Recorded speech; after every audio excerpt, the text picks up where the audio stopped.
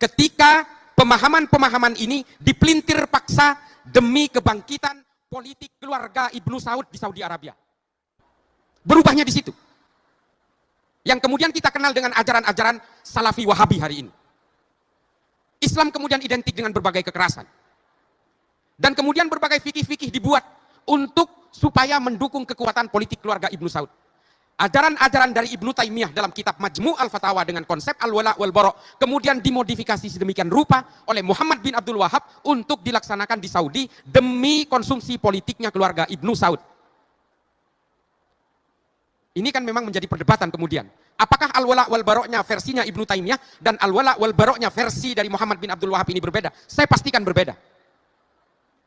Ibnu Taimiyah menulis Majmu' al-Fatawa untuk membangkitkan gerakan politik Islam di abad pertengahan setelah terpuruknya Bani Abbasiyah karena diserbu oleh bangsa Mongol. Dan Ibnu Taimiyah hidup pada masa perang salib, perang antara orang Eropa dan orang Timur Tengah untuk merebut Yerusalem, Baitul Maqdis. Disitulah kemudian Ibnu Taimiyah membuat rumusan al-wala' wal-bara', membangun monoloyalitas dan membangun permusuhan dengan orang yang berbeda keimanan. Ini ditulis oleh Ibnu Taimiyah dalam Majmu' al-Fatawa. Tapi yang menjadi masalah kemudian adalah ketika Muhammad bin Abdul Wahab membuat rumusan ini untuk diterapkan di Saudi Arabia, di mana semua orang Saudi Arabia ketika itu satu keimanan. Lalu kemudian dirubah oleh Ibnu Taimiyah bahwa meskipun dalam satu keimanan kita harus bermusuhan meskipun dalam perbedaan orientasi politik. Dimodifikasi sedikit oleh Muhammad bin Abdul Wahab. Konsep al-wala' wal-bara' yang pada masa Ibnu Taimiyah permusuhan itu diwujudkan dalam perbedaan keimanan oleh Muhammad bin Abdul Wahab. Permusuhan itu juga harus dibangun meskipun dalam satu keimanan tapi berbeda orientasi politik. Mengapa? Dimodifikasi sedemikian rupa. Karena musuhnya keluarga Ibnu Saud itu adalah seorang zuriyah Nabi bernama keluarga Ibnu Rashidin. Repot memecah belahnya. Sehingga kemudian meskipun sama-sama Islam tapi beda dukungan politik, maka kita juga harus bermusuhan. Konsep al-wala' wal-bara' itu melencengnya di sini. Itulah mengapa kemudian gerakan-gerakan Wahabisme internasional ini kemudian tidak peduli meskipun sesama orang Islam, tapi orientasi politiknya berbeda, maka juga harus dikafir-kafirkan. Harus dimusuhi, harus dimusnahkan, harus dibinasakan. Apalagi orang yang berbeda keimanan. Gerakan-gerakan Wahabi inilah kemudian yang melahirkan berbagai gerakan-gerakan brutal atas nama agama Islam. Perang di Arab Saudi antara keluarga Ibnu Saud dan keluarga Ibnu Rashidin membunuh 13.000 orang Islam di Arab Saudi. Tadinya sama, makanya ulama. Bismillahirrahmanirrahim. Assalamualaikum warahmatullahi wabarakatuh.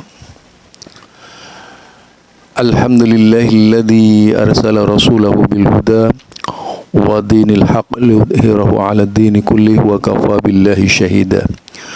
Wa inna ahsanal kalami kalamullah wa khairal huda huda Muhammad sallallahu alaihi wasallam wa syarrul umuri muhdatsatuha fa inna kulla muhdatsatin bid'ah wa kulla bid'atin dhalalah wa kulla dhalalatin finnar. Halo Aswaja dan seluruh para netizen hater yang ada di YouTube.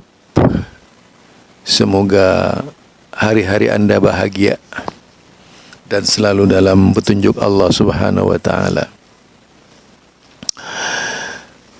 Kali ini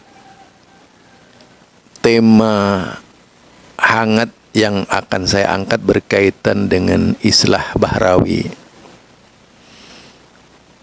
Memang dunia ini sepi tanpa islah bahrawi. Karena dari kuar-kuarnya menyampaikan tanggapan tentang Wahabi, penuh agitasi, ambisi, ya, jadi agitasi, ambisi, orasi, meskipun tentu saja tidak ilmiah, artinya tidak literasi, melainkan berbagai macam banyak kebohongan yang disampaikan oleh islah bahrawi. Sebagai satu contoh yang pernah saya terangkan, penyampaian hadis tentang Yahudi misalnya, Yahudi buta, hadis palsu pun disampaikan sebagai konsumsi, yaitu tujuannya agar bisa menerima pemikiran Yahudi di satu sisi menghantam para sahabat Nabi sebagai tertuduh dalam segala hal gitu, seolah-olah para sahabat Nabi itu tidak sebagaimana yang diinginkan oleh Islah Bahrawi gitu. Bahwa para sahabat Nabi itu antara satu dan lainnya saling pukul, saling menyudutkan dan sebagainya.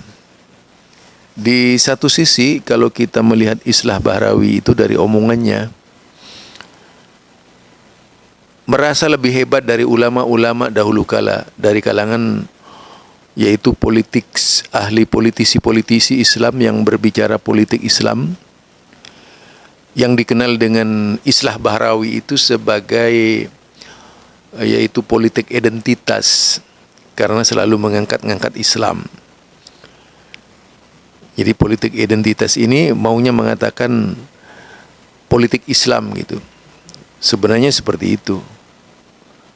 Tujuannya ya tidak lain mementahkan setiap orang yang berpikiran politis, dan tidak boleh Islam diangkat-angkat politik. Lebih hebat dari Rasul ya.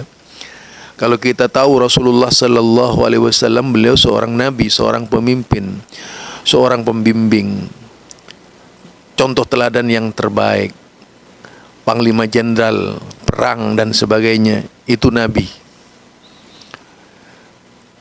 Bahkan berhadapan langsung dengan yaitu kelompok-kelompok penista ketika itu. Demikian juga para sahabat Nabi. Ya kalau dibandingkan dengan Islah Bahrawi tidak ada apa-apanya Islah Bahrawi, cuma sebagai pengkritik. Yang jelas menurut Rasulullah sallallahu alaihi wasallam, meskipun para sahabat Nabi ini tidak maksum, tidak bisa dibandingkan dengan orang-orang sekelas Islah Bahrawi yang bisa mengkritisi dengan membabi buta itu. Kalau kita lihat para sahabat Nabi adalah radhiyallahu anhum wa radu'an. Jadi dia itu mendapatkan predikat radhiyallahu anhum wa radu'an. Islah Bahrawi dapat predikat apa gitu kan. Yang kedua, para sahabat itu ashabikan nujum, kata Rasulullah. Sahabat itu seperti bintang.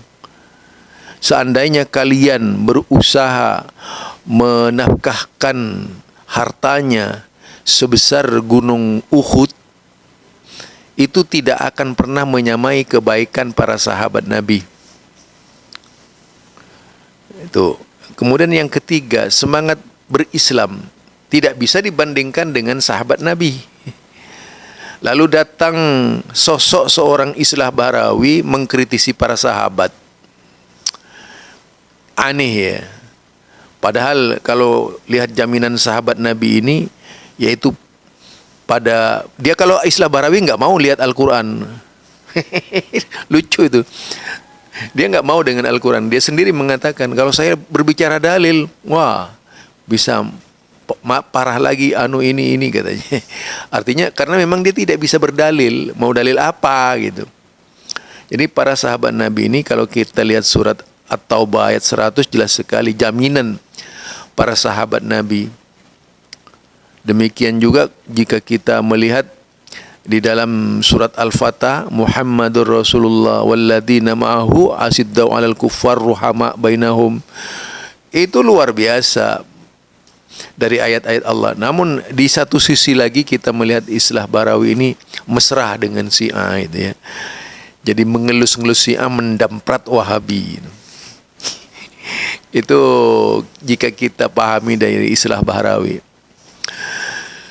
Apa yang menarik berbicara tentang berkaitan dengan Wahabi ini, menyebutkan bahwa Wahabi itu takfiri dan sebagainya.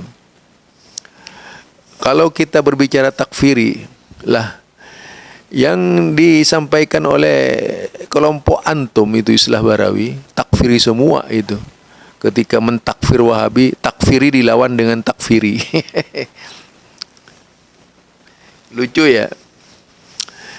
Kemudian jika di sisi lain anti politik identitas, namun di sisi lain dia itu mengkampanyekan politik identitas, menyebarkan, yaitu memperjuangkan NU sebagai dasar-dasar pemahaman bernegara. Itu sudah ya sangat identitas. NU itu urusan agama, bukan urusan politik. Jadi jangan kemudian diangkat-angkat ke politik juga.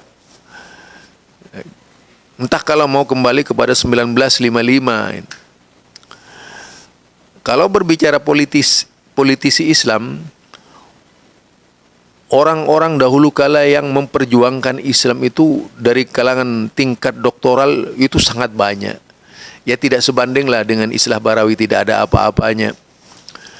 Kalau Islah Barawi ini hanya mengungkit-ungkit kesalahan para sahabat, tujuannya menjual Islam, menjelek-jelekan Islam itu sendiri, ngawur terhadap Islam, dan ingin menjual Islam ke orang-orang di luar Islam. Dengan sendirinya orang-orang di luar Islam itu bertepuk tangan dengan Islah Barawi karena sudah menjelek-jelekan Islam. Bayangkan orang Islam sendiri menjual Islamnya kepada orang lain. Itu kan kebiasaan orientalis. Kemudian yang terakhir itu berkaitan dengan pembunuhan Wahabi. Wahabi membunuh 13.000 orang. Sejarahnya siapa yang bikin sejarah itu? Kemudian yang kedua, ada lagi yang mengatakan tuh dalam hal lain, seorang penulis tuh menyebutkan 400.000 orang yang dibunuh. Tentu saja ini lelucon yang dibuat oleh kelompoknya Islah Barawi juga, atau sandaran-sandarannya Islah Barawi, yaitu seperti Syekh Dahram ya. Dia kan banyak mengambil ilham dari orang-orang kafir ya, dari orang-orang Syiah gitu. Kemudian dari Sayyid Ahmad Zaini Dahlan, hanya dari dua tokoh itu. Tentu saja yang secara kredibilitas itu dipertanyakan sebagai seorang ahli, karena hidupnya jauh antara Syekh Sayyid Ahmad Zaini Dahlan dengan Syekh Muhammad bin Abdul Wahab. Tentu saja peristiwa yang lucu-lucu ini dijadikan sebagai patokan oleh Islah Barawi untuk membesarkan kelompoknya sendiri. Dia dalam berbagai macam kegiatannya ya yang diangkat-angkat itu NU terus, itu NU itu.